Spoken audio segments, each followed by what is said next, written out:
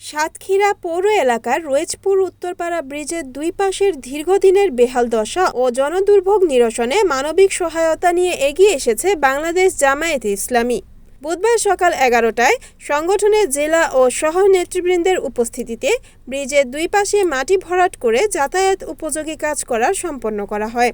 স্থানীয় সূত্রে জানা গেছে, রয়েছপুর উত্তরপাড়া ব্রিজের সংযোগস্থলে রাস্তার পাশে সরকারি জমি না থাকা এবং জমি ব্যক্তিগত মালিকানাধীন হওয়ায় দীর্ঘদিন ধরে কোনো সংস্কার কাজ হয়নি।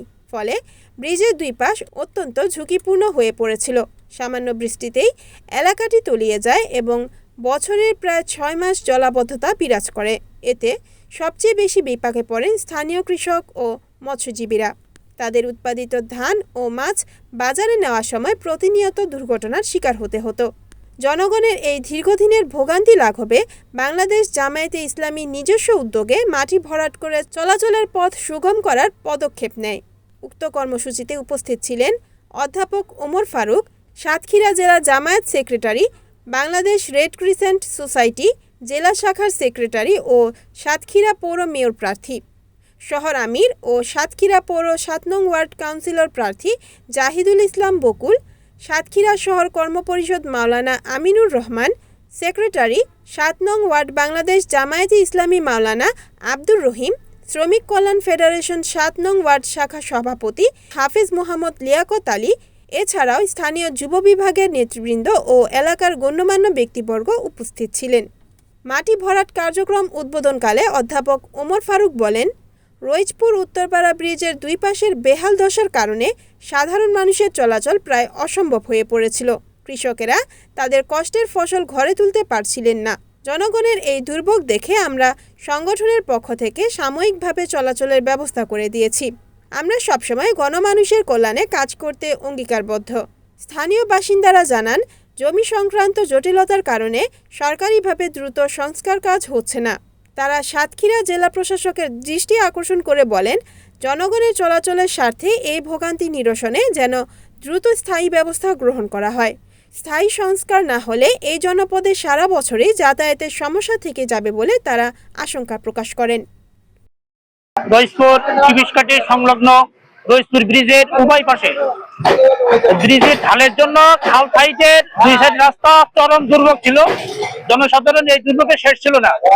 বাংলাদেশ জামায়াতে ইসলামী উদ্যোগ নিয়েছে যে জনদুর্ভোগ এইটা লাঘবের জন্য আমরা গ্রামবাসী মিলে সম্মিলিতভাবে স্বেচ্ছাশ্রম দিয়ে এই কাজটা করতেছি। আপনাদের মাধ্যমে সংগঠনের উজ্জ্বল ভবিষ্যৎ কামনা করি এবং এলাকার যে কোনো সমস্যার সমাধানের জন্য সংগঠন সবার আগে এগিয়ে আসতে পারে। আপনারা দেখতে পাচ্ছেন যে রয়েছপুর এবং চিবিসকাঠির মধ্যবর্তী যে ব্রিজটি এখান থেকে 4 বছর আগে তৈরি হওয়ার পরে অনেক উঁচু, যেটা ইতিপূর্বে ছিল না, অনেক নিচু ছিল, যার কারণে এই রাস্তার সমস্যা হতো না। এই রাস্তা দিয়ে মানুষ সহজে উঠতে পারত, কিন্তু ব্রিজ উঁচু হওয়ার কারণে অনেক উঁচু নিচু হয়ে গেছে। তো এটা তাৎক্ষণিকভাবে যদি ব্যবস্থা না করা হয় তাহলে দেখা যাবে যে এখানে 6 একরের মতো জমির ধান ওঠে এপাশ দিয়ে, এবং 6 একর জমির আপনার মাছও এপাশ দিয়ে ওঠে, মানুষ মাছ চাষ করে। তো এখন ওঠার কোনো ব্যবস্থাপনা নাই। এর জন্য স্থানীয় এবং নেতৃবৃন্দের সহযোগিতায়, সকলের সহযোগিতায় আমরা এই রাস্তা করে দিচ্ছি এবং খালের পশ্চিম পাশে, ব্রিজের পশ্চিম পাশে উত্তর পাড় দিয়ে আরেকটি রাস্তা, এই দুইটা রাস্তা আমরা সকলের সহযোগী ইনশাল্লাহ আমরা এটা শেষ করব। মারুফ যাতে করে তাদের দুইটা সিজন মাছ এবং ধান দুইটা সিজনে কোনো প্রকার সমস্যার সম্মুখীন না হয়, এই ব্যবস্থা মানে ইনশাল্লাহ আমরা করব। আমাদের রয়েছপুর চিবিসকাঠির এই উত্তর অঞ্চলের এই বিলের যে ধানগুলো, এগুলো যথাযথভাবে মেন রোডে ওঠার কোনো ব্যবস্থা ছিল না।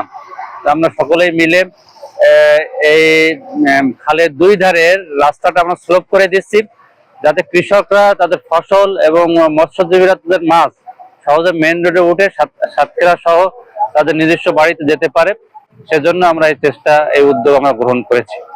আশা করি স্লোপ করার পরে তাদের দীর্ঘদিনের যে সমস্যা, সেই সমস্যাটা অনেকাংশে সমাধান হয়ে যাবে। আমরা রয়েছপুর চিবিসকাঠি এখানে একটা ব্রিজ, এই ব্রিজের দুই ধার দিয়ে স্থানীয় মানুষদের নামার জন্য অত্যন্ত কষ্ট হয়। এখন ফসলের মৌসুম, ধান ঘরে উঠাবে, সব বিভিন্ন ফসলাদি তারা ঘরে উঠাবে। কিন্তু এই ব্রিজের দুই পাশ দিয়ে এত উঁচু নিচু যে এখান থেকে আসলে ভ্যান, রিক্সা কিংবা অন্য কোনো যানবাহন যাওয়া সম্ভব নয়। এই জন্য এখানে সম্মানিত এলাকাবাসীদেরকে সঙ্গে করে নিয়ে আমরা সবাই মিলে অনেকটা স্বেচ্ছাশ্রম এবং মাটির রাস্তাটা দিয়ে সুন্দর করে মানুষের কল্যাণার্থে আমরা কাজ করার জন্য চেষ্টা করছি, যাতে করে মানুষ ফসলাদি এখান থেকে উঠিয়ে রাস্তায় উঠতে পারে এবং তাদের গৃহে তারা নিয়ে যেতে পারে। এজন্য আমরা এই ব্যবস্থাটা করেছি। আপনাদের কাছে দোয়া চাই, আমরাও দোয়া করি এবং এই এলাকার মানুষ যাতে সুন্দরভাবে এটা ব্যবহার করতে পারে। আমাদের নিজস্ব ফান্ড থেকে আমরা যারা আছি সবাই মিলেই এটা করছি। আমরা চেষ্টা করব যতদূর পর্যন্ত এই স্লোপটা যায় এবং মানুষের ভ্যান, রিক্সা ওঠার জন্য যতদূর পর্যন্ত লাগে আমরা ততদূর দেওয়ার চেষ্টা করব। দুই পাশেই হবে, ও পাশেও হয়েছে এবং আরো কিছু লাগলে দেওয়া হবে, আর এ পাশেও দেওয়া হবে।